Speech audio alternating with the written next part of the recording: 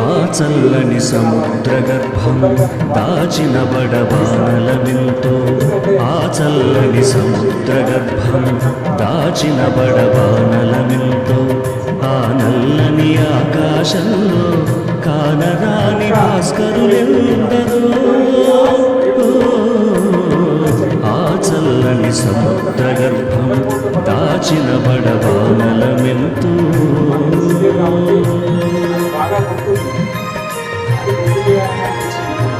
భూగోళం పుట్టుక కోసం కూలిన సురగోళాలెన్నో, ఈ మానవ రూపం కోసం జరిగిన పరిణామాలెన్నో.